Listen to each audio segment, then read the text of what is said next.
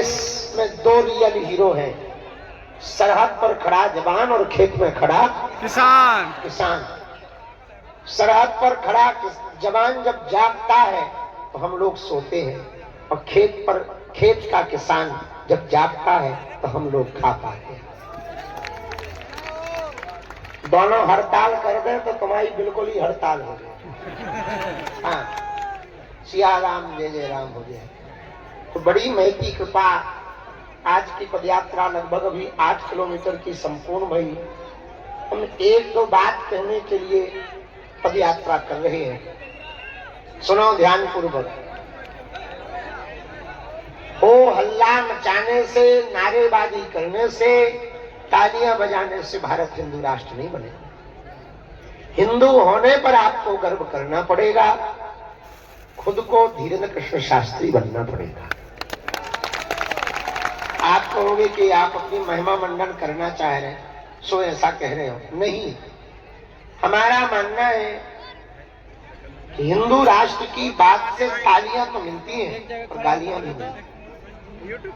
ये जो 10 दिन की पदयात्रा है, ये यदि विचारों का परिवर्तन नहीं हुआ तो सिर्फ आंदोलन रहेगा, और आंदोलन शॉर्ट टाइम के लिए चलता है, आंदोलित लॉन्ग टाइम के लिए चलता है।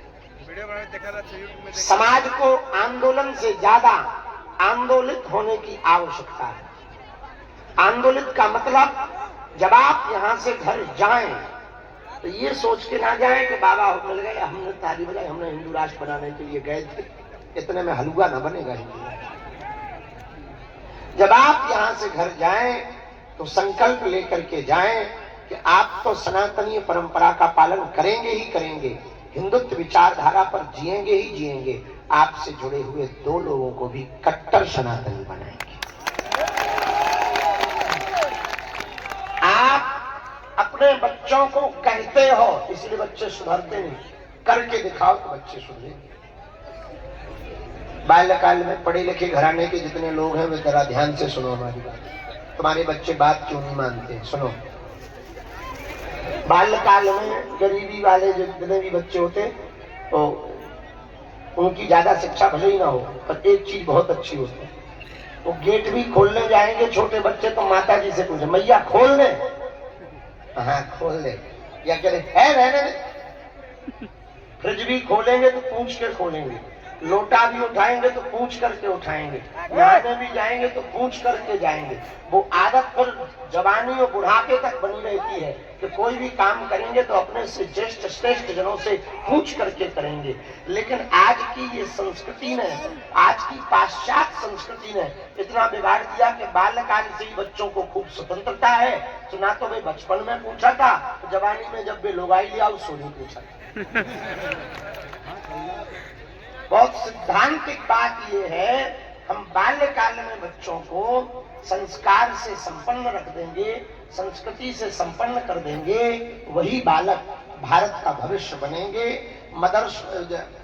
मस्जिदों के पास मदरसे हैं, क्रिश्चियनों के चर्च के पास कॉन्वेंट स्कूल हैं, उसी प्रकार भारत के मठ मंदिरों के पास गुरुकुलम होने चाहिए। आप ये देखो, उनका डॉक्टर भी आतंकवादी निकल रहा। डॉक्टर है पढ़ो लिखो पर आतंकवादी।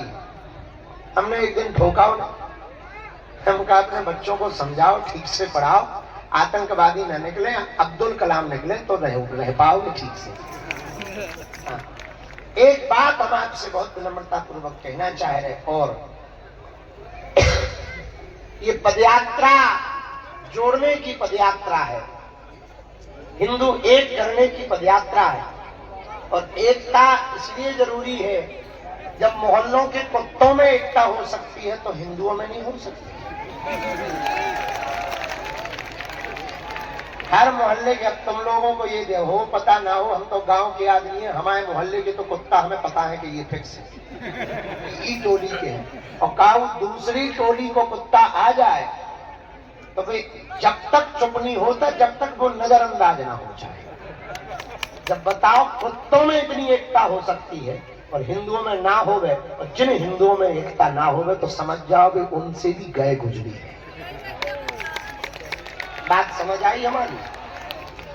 बुरा लगे तो हमें कौन सा तुम्हारे घर थाली है पर समझाना। दूसरी बात सुनो, एकता में बहुत ताकत होती है। एक लकड़ी देंगे तुम तोड़ दोगे, दो देंगे थोड़ा मशक्कत लगेगी तोड़ दोगे, चार लकड़ियां इकट्ठी देंगे थोड़ा ऊपर नीचे करोगे, टांग लगाओगे तोड़ दोगे, लेकिन 10 लकड़ियों का गट्ठा देंगे तुम्हारी नानी आ जाए तब ना तोड़ पाओगे। क्यों? अकेली लकड़ी टूट जाती है, 2 लकड़ियां टूट जाएंगी, 3 लकड़ियां बहुत कोशिश करने पर टूट जाएंगी, पर 10-12 बहु लकड़ियां किसी भी प्रकार से नहीं टूट पाएंगी। तुम अकेली जाति बना करके रहोगे, तुम टूट जाओगे। तुम 2 जातियां बना करके रहोगे, टूट जाओगे। तुम हिंदू समाज बन करके रहोगे, कोई दुनिया की ताकत तुम्हारा पाल बांध नहीं सकती।